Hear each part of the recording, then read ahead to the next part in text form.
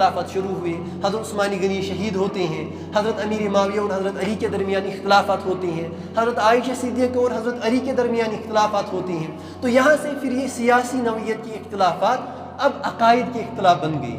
کچھ لوگوں نے حضرت عثمان کو نعوذ باللہ ثم نعوذ باللہ خائن کہا، پھر کچھ لوگوں نے حضرت علی کو نعوذ باللہ ثم نعوذ باللہ جہنمی کہا، اس کے بعد کچھ لوگوں نے حضرت امیر معاویہ کو جہنمی کہا، کچھ لوگوں نے حضرت عائشہ صدیقہ پر الزام لگایا. اس کے بعد مختلف فرقے وجود میں آ گئی، جیسے روافض وجود میں آ گئے، خارجی وجود میں آ گئے. یہاں ضرورت پڑ گئی امت کے سامنے وہ عقیدہ بیان کرنے کی جو قرآن کا عقیدہ ہے، جو سنت کا عقیدہ ہے، جو صحابہ کا عقیدہ ہے. اسی عقیدے کو کہتے ہیں عقیدہ اہل سنت والجماعت، اہل سنت والجماعت کا عقیدہ. تو اہل سنت والجماعت کے علماء نے وہ پورا عقیدہ بیان کیا. یہ جو رافضی ہیں ہم ان سے بھی برات کا اظہار کرتے ہیں، یہ راہ راستے سے ہٹے ہوئے ہیں. جو ناصبی ہیں، جو حضرت علی رضی اللہ عنہ کو برا بلا کہتے ہیں، یہ بھی راستے سے ہٹے ہوئے ہیں. وہ جو اس کے علاوہ دوسرے فرقوں سے تعلق رکھنے والے لوگ تھے، صحابہ اور اہل بیت کی شان بڑھانے والے تھے، حضرت علی کو اللہ کا درجہ دینے والے لوگ تھے، حضرت علی نے ان کو آگ میں جلایا ہے، ان کو اتنی سخت سزائیں دی ہیں. تو اہل سنت والجماعت نے اپنے عقائد مرتب کیے، اور آج تک پوری امت، حنفی ہوں، شافعی ہوں، مالکی ہوں، حنبلی ہوں، یا کوئی بھی جماعت ہو جو ہمارے یہاں مختلف اسکول آف تھاٹس ہیں، مختلف مکاتب فکر ہیں، وہ تمام مکاتب فکر ایک عقیدے پر جمع ہو گئے ہیں. آگے چل کر کچھ جزوی اختلافات ہیں، لیکن بنیادی طور پر ہم سب کا عقیدہ ایک ہی ہے، وہ ہے اہل سنت والجماعت کا عقیدہ. میں مختصراً اس عقیدے کو اس لیے آج کے جمعے میں بیان کرتا ہوں کہ جب محرم آتا ہے اس کے بعد ایک عجیب ماحول بن جاتا ہے.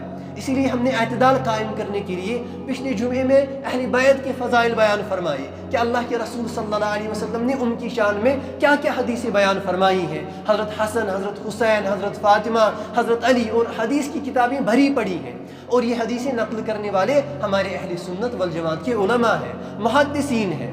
اور اس کے علاوہ آج کے جمعے کے لیے میں نے انتخاب کیا ہے ہماری جو عقیدے کی کتاب ہے عقیدۃ الطحاوی. اس میں امام طحاوی نے اہل سنت والجماعت کا جو عقیدہ بیان کیا ہے صحابہ کے بارے میں، آپ نے اس کو سمجھنا ہے. اور خاص طور پر جب میں اس قسم کے موضوعات چھیڑتا ہوں، میرا نشانہ بلکہ میرا ٹارگٹ اپنے نوجوان ہوتے ہیں کہ وہ کہیں گمراہ نہ ہو جائیں، وہ جمے رہیں، جڑے رہیں اس عقیدے کے ساتھ جو 1400 سالہ میراث ہے ہمارے علماء کی، صحابہ کی. کوئی کہنے والا آپ سے کہے گا کہ صحابہ منافق تھے تو آپ ہرگز اس کو قبول نہ کریں. کوئی کہنے والا آپ سے کہے گا کہ صحابہ میں فلاں شخص منافق تھا، تو آپ نے ہمیشہ سنا ہے صحابی تو وہ ہوتا ہے جس نے اللہ کے رسول پر ایمان لایا، جس کی وفات ایمان پر ہوئی. ہم کیسے مانیں کہ یہ منافق ہے؟ یہ کہنے والا کتنا بڑا عالم کیوں نہ ہو، ہم اس کی بات قبول نہیں کریں گے. ہمارے نزدیک معیار حق اللہ کے رسول صلی اللہ علیہ وسلم کے صحابہ ہیں.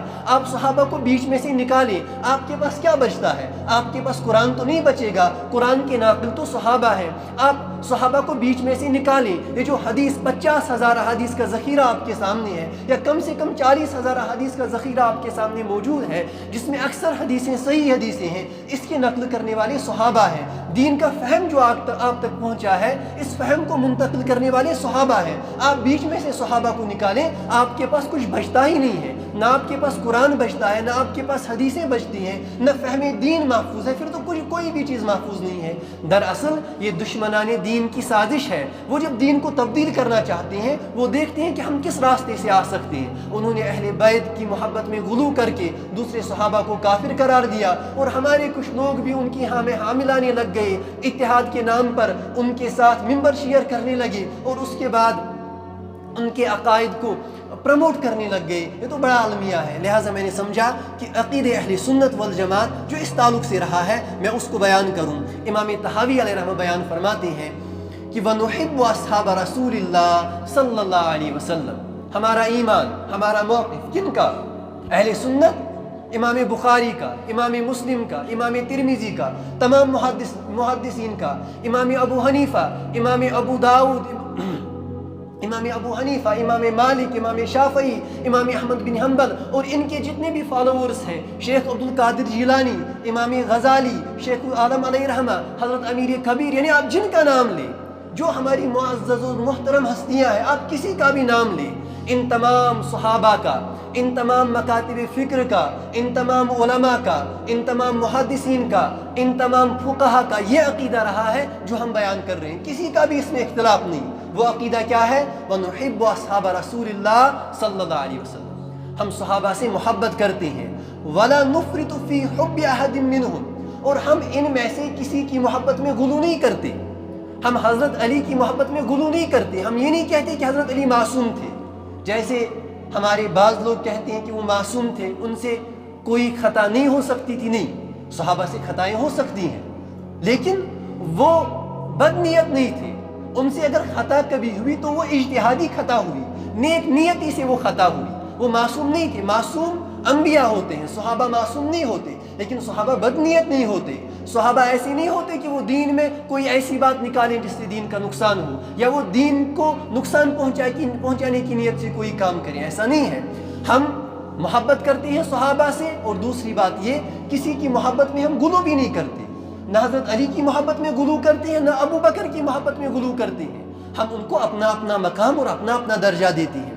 فرمایا وَلَا نَتَبَرَّأُ مِنْ أَحَدٍ مِّنْهُمْ، اور نہ ہم ان صحابہ میں سے کسی سے لا تعلق ہوتے ہیں، نہ ہم کسی سے برات کا اعلان کرتے ہیں۔ آپ دیکھ لیجئے اشارہ کیا ہو رہا ہے، وَلَا نَتَبَرَّأُ مِنْ أَحَدٍ مِّنْهُمْ، ان میں سے کسی ایک بھی صحابی سے ہم لا تعلق نہیں ہوتے، وہ چاہے ایسے صحابی رہے ہوں جنہوں نے کوئی نماز بھی نہ پڑھی ہو، اللہ کے رسول صلی اللہ علیہ وسلم پر ایمان لے آئے، فجر کی نماز کے بعد ظہر سے پہلے وہ شہید ہوئے، ہم ان صحابی کے برابر بھی کسی تابعی کو اور کسی ولی کو نہیں رکھتے، یعنی ان کے برابر ہم کسی کو نہیں رکھتے، بلکہ اگر تابعین کی پوری جماعت جمع ہو جائے وہ اس صحابی کے ایمان کے برابر نہیں ہو سکتے۔ انہوں نے اپنی آنکھوں سے اللہ کے رسول صلی اللہ علیہ وسلم کی زیارت کی، کوئی ان کے برابر نہیں ہو سکتا۔ اللہ کے رسول صلی اللہ علیہ وسلم نے بیان فرمایا، اگر میرے صحابہ ایک مد سونا خرچ کریں اللہ کے راستے میں، یعنی اتنا سونا اللہ کے راستے میں خرچ کریں، اور صحابہ کے بعد جو آنے والے ہیں تابعین اور قیامت تک جو بھی مسلمان آئیں گے، اگر وہ احد پہاڑ برابر سونا خرچ کریں گے، ان کا احد پہاڑ برابر سونا میرے صحابہ کے اس قدر سونے کے برابر نہیں ہو سکتا۔ اجر میں وہی بڑے ہیں، صحابہ بڑے ہیں۔ ہم کیا سمجھتے ہیں صحابہ کے ایمان؟ ان کے ایمان کی گارنٹی اللہ رب العزت نے دے دی۔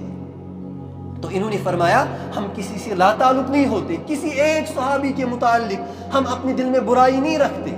اس کے بعد فرمایا وَنُبْغِضُ، آپ ایک ایک جملے پر غور کریں، 2-3 منٹ آج ہو سکتا ہے لیٹ ہو جائے، میں اس پر پہلے ہی معذرت کرتا ہوں کیونکہ یہ مکمل کرنا ہے۔ آپ کو اندازہ نہیں کہ جو اس وقت بدتمیزی کا ماحول بن گیا ہے، عجیب و غریب ماحول ہے، اللہ ہی رحم فرمائے، اللہ ہی رحم فرمائے۔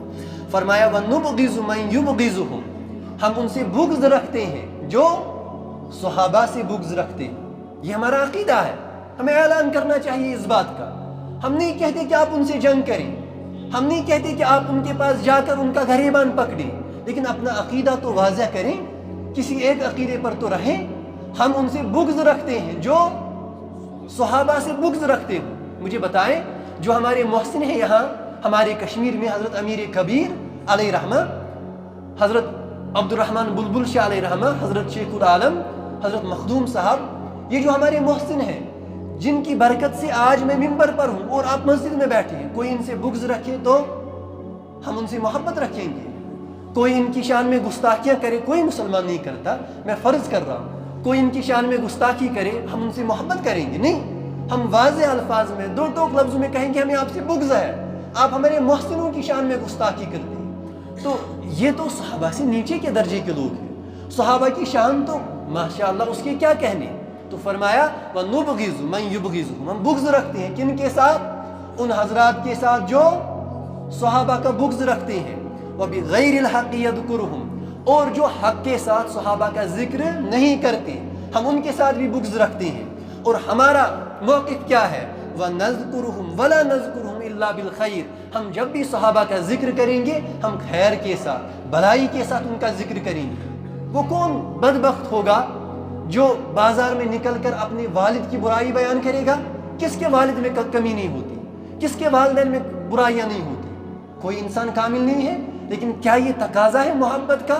بلکہ محبت تو دور کی بات ہے، انسانیت کا یہ تقاضا ہے، جس والد نے آپ کو پالا پوسا، جس والدہ نے آپ کو جنم دیا، آپ باہر بازار میں نکل کر یہ کہیں کہ میری والدہ نے یہ غلطیاں کی ہیں، غلطیوں سے کون آج تک پاک رہا ہے؟ صحابہ سے بھی گناہ ہوئے، غلطیاں ہوئی، لیکن ہمارا عقیدہ کیا ہے؟ جس طرح ہم اپنے والدین کی برائیاں بیان نہیں کرتے، ہم ان پر پردہ ڈالتے ہیں، ہم تعویل کرتے ہیں۔ کوئی کہے کہ آپ نے والد نے یہ کیا، ہم تعویل کریں گے۔ اسی طرح اگر صحابہ کے تعلق سے کوئی ایسی بات ہوئی جس میں ہمیں لگے کہ یہاں پر صحابی سے کوئی اجتہادی غلطی ہوئی ہے، ہم تعویل کریں گے۔